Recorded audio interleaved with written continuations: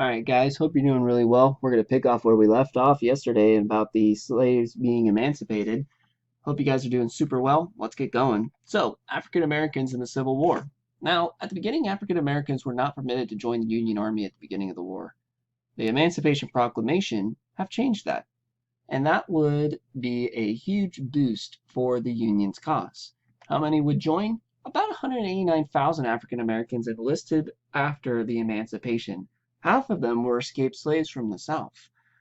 Generals of the United States have written about their what they did, and I think the best quote I found from it was they fought with pride and courage. They make better soldiers in every respect than any troops I have ever had under my command. I think that's pretty easy and self-explanatory. They're fighting for more than just a country at that point. They're fighting for their rights, to get rid of slavery, to emancipate their loved ones. You get the idea. Lincoln was right on to emancipate the slaves. Even Harriet Tubman would join the cause. A person who will one day be on a $20 bill. She would join as a scout and a spy for the North after the Emancipation Proclamation was issued. Definitely a worthy person on the $20 bill, considering all she did for the abolitionist movement, all she did for the Underground Railroad, and now she's literally fighting in the Civil War. She'll be the first woman to lead a charge in the Civil War, but more on that possibly later. And keep in mind for these African American soldiers, if caught by the South, they were not going to be treated as prisoners of war. A prisoner of war is essentially you capture another person on the other side, and you keep them as prisoner for potentially negotiations in the future. You can do prisoners exchange and you'll get some of your people back, or maybe money, who knows. Southerners were not going to keep African Americans as prisoners of war. They were not going to give their former slaves prisoner privileges. Most likely they would have been executed. Now, back to the war. After the Union victory at Antietam, the war goes very poorly for the North. Now, like I told you, Lincoln will replace McClellan, and he'll replace him by the guy with the name of General Burnside. So that's 2 generals fired so far. Maybe you'll make some hilarious Twitter posts about this. General Burnside is famous for having something we call today sideburns. Oh. If he's famous for that, though, do you think he's going to be famous for winning battles? Oh. The Mud March of January 26, 1863. Burnside is going to attack the Confederacy capital of Richmond. In this battle, the weather had made it so it was like the Union was literally marching in mud, and Robert E. Lee seizes that opportunity when the Union Army is bogged down and attacks. Union loses 13,000 troops, South loses 5,000, so that means we lost. Next general time, Lincoln's going to replace Burnside for being way too careless with his troops. I mean, marching out into a situation where they're literally getting shot down while marching in the mud. He was enthusiastic to get the job done, but was too careless with troops. So he fired Burnside and hired a guy by the name of General Joseph Hooker. That was 3 generals fired so far if you're keeping track at home. His nickname was Fightin' Joe. So, any better luck? I love this quote from General Joseph Hooker. May God have mercy on General Lee, for I will have none.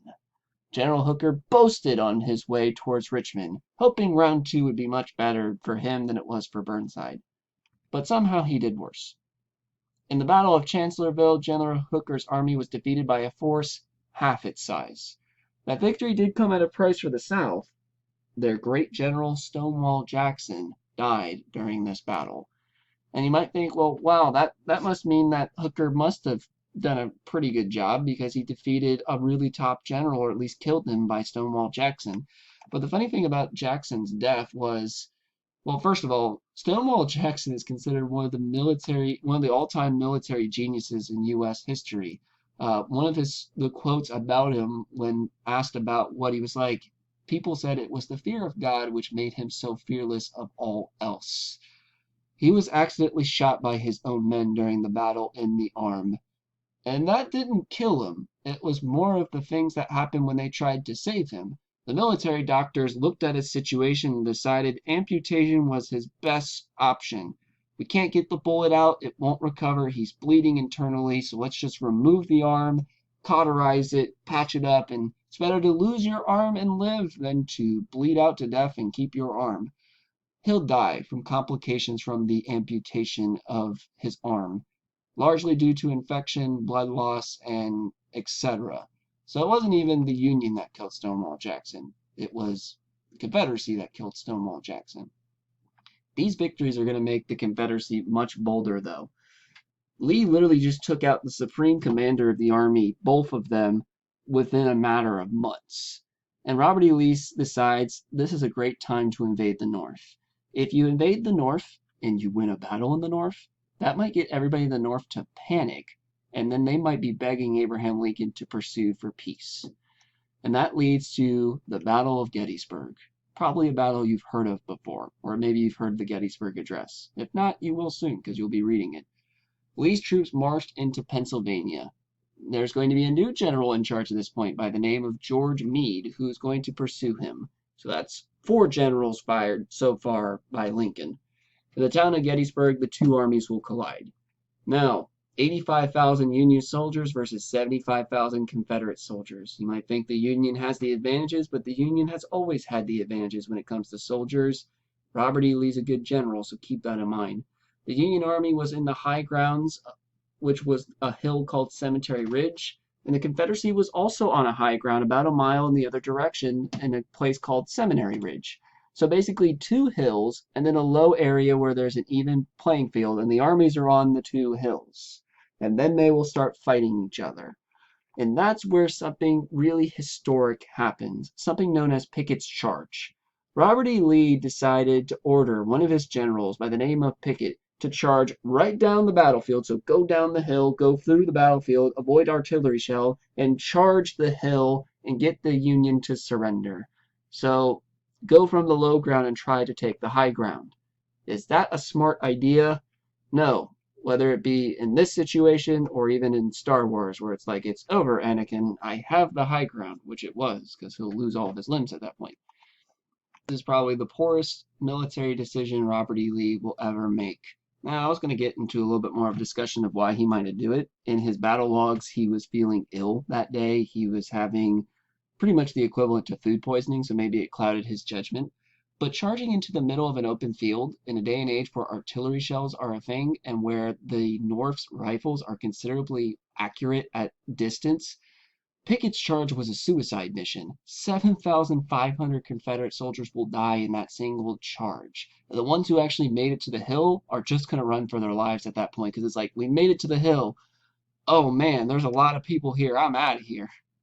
The impact of this is the Confederacy loses this battle badly, and Robert E. Lee's army is going to be like a wounded animal at this point, bleeding out and forced to retreat. This would be the start of the end for Robert E. Lee. It's not the end quite yet. He hasn't surrendered. He escaped. But Robert E. Lee's army is going to go downhill from here.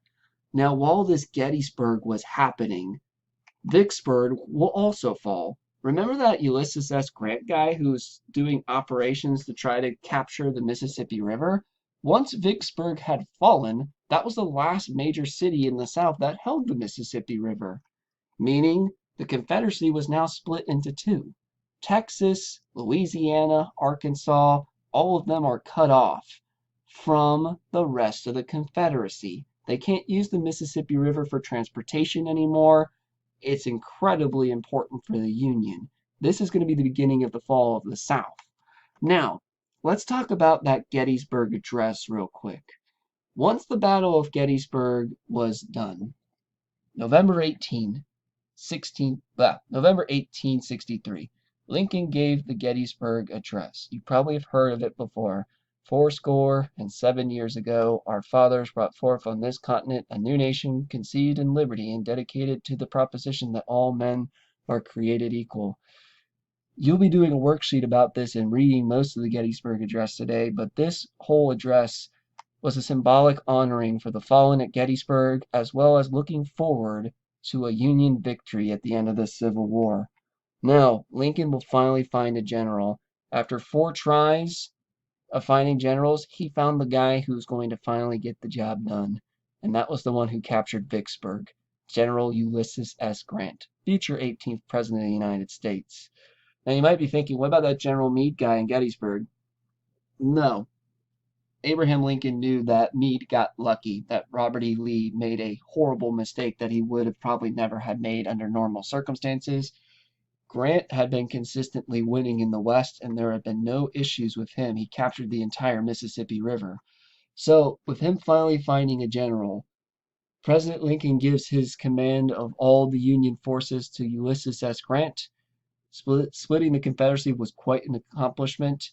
His first order of business, let's attack the capital, Richmond. And that's where we're going to pause for today because I want you guys to take some time to solemnly look at that Gettysburg Address. Tomorrow we'll be talking about the end of the Civil War, as well as a brief discussion about Reconstruction.